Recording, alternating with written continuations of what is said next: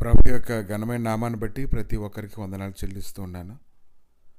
నీవు శ్రద్ధగా వెతికినట్లయితే దైవ సన్నిధిలోని సంపూర్ణమైన నిశ్చిత యొక్క బలాన్ని నువ్వు పొందుకోగలుగుతావు. ఆయనతో నువ్వు సహవాసం చేసినట్లయితే ఆయన సన్నిధిలో ఉండేటువంటి గొప్ప అద్భుతమైనటువంటి బలాన్ని నువ్వు రుచి చూసినటువంటి వ్యక్తిగా ఉంటావు. సంపూర్ణమైనటువంటి నిశ్చయత ఈ దినాన్ని కలగాలంటే వాక్యంలో, ప్రార్థనలో, సహవాసంలో క్రమంగా కొనసాగుతూ ఉన్నప్పుడు గొప్ప కార్యాలు చేయడానికి ఆయన శక్తిమంతుడై ఉన్నాడు. రాజులు 2వ గ్రంథము 2వ అధ్యాయము 2వ వచనం నుంచి కొన్ని వచనాలు చూసినప్పుడు, ఏలియా యెహోవా నన్ను బేతేలునకు పొమ్మని సెలవిచ్చి ఉన్నాడు గనుక నీవు దయచేసి ఇక్కడ ఉండమని ఎలీషాతో అనెను. ఎలీషా, యెహోవా జీవముతోడు నీ జీవముతోడు నేను నిన్ను విడువనని చెప్పగా వారిద్దరూ బేతేలునకు ప్రయాణం చేసిరి. నిశ్చయత కలిగినటువంటి స్థితి ఎలీషా జీవితంలోనికి అడుగు పెట్టినప్పుడు అతడైతే వెంబడించేటువంటి విషయంలోని అతని నమ్మకత్వాన్ని కనపరచడాన్ని మనం చూస్తూ ఉన్నాము. ఎలీషా అయితే గొప్ప బలం కలిగిన వాడుగా ఉన్నాడు. అతను ఎంతో ఆస్తి కలిగినటువంటి వాడుగా ఉన్నాడు. తల్లిదండ్రులు కలిగినటువంటి వాడుగా ఉన్నాడు. అతడు మంచి పని చేసేటువంటి వ్యక్తిగా ఉన్నాడు. కానీ వాటన్నిటిని అతడు విడిచిపెట్టి దేవుని యొక్క పని నిమిత్తము అతడు పరుగులెడుతూ ఉన్నప్పుడు దేవుడైతే అతని హృదయంలోని సరైనటువంటి నిశ్చయత కలుగు చేసి ఉన్నప్పుడు అతడు పరుగులెత్తడాన్ని మనం చూస్తూ ఉన్నాము. బేతేలులో ఉన్న ప్రవక్తల శిష్యులు ఎలీషా వద్దకు వచ్చి, నేడు యెహోవా నీ వద్ద నుండి నీ గురువును పరమునకు తీసుకొని పోవునని నీవు ఎరుగుదువా అని ఎలీషాను అడుగగా, అతడు నేను ఎరుగుదును, మీరు ఊరకుండుడెన్ను. కనుక ప్రభులో కొనసాగుతూ ఉన్నప్పుడు అనేక రకాలైనటువంటి పరిస్థితుల గుండా బయలుదేరుతూ ఉన్నప్పుడు నిశ్చయతను దొంగలించాలనేటువంటి దుష్టాత్మలను ప్రతి పరిస్థితిలో కూడా మనం చూస్తూ ఉన్నప్పుడు అటువంటి బంధకాలు కలిగినటువంటి స్థితిలో నుంచి మనం విడిపించబడాలి. వాక్యము, ప్రార్థన, సహవాసము శక్తివంతంగా అది మన జీవితాల్లో పనిచేస్తూ ఉన్నప్పుడు మన నిశ్చయత విడిచిపెట్టిపోకుండా ప్రభుని మనం వెంబడించడంలోని ప్రయాస కలిగినటువంటి వారుగా ఉండాలి. పిమ్మట ఎలీషా, యెహోవా నన్ను యెరికోకు పొమ్మని సెలవిచ్చి ఉన్నాడు కనుక నీవు దయచేసి ఇక్కడ ఉండమని ఎలీషాతో అనగా అతడు, యెహోవా జీవంతోడు నీ జీవంతోడు నేను నిన్ను విడువనెను. కనుక వారిద్దరూ యెరికోకు ప్రయాణం చేసిరి. యెరికోలో కూడా కొంతమంది ప్రవక్తల శిష్యులు ఎలీషా దగ్గరికి వచ్చి, యెహోవా నీ వద్ద నుండి నీ గురువును పరమునకు తీసుకొని పోవునని నీవు ఎరుగుదువా అని ఎలీషాను అడుగగా, అతడు నేను ఎరుగుదును, మీరు ఊరకుండురన్ను. అంతటి ఏలియా, యెహోవా నన్ను యొర్దానుకు పొమ్మని సెలవిచ్చున్నాడు కనుక నీవు దయచేసి ఇక్కడ ఉండమని ఎలీషాతో అనగా అతడు, యెహోవా జీవముతోడు నీ జీవముతోడు నేను నిన్ను విడువనని చెప్పాను గనుక వారిద్దరూ ప్రయాణమై సాగి వెళ్ళిరి.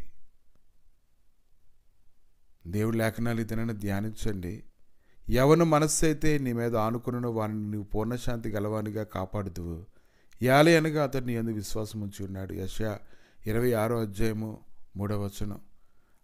నీ మనస్సు అయితే దేవుని మీద ఎప్పుడైతే ఆనుకుంటుందో నీవు పూర్ణశాంతి కలిగిన వానిగా దేవుడు చేయడానికి అని శక్తిమంతుడై ఉన్నాడు.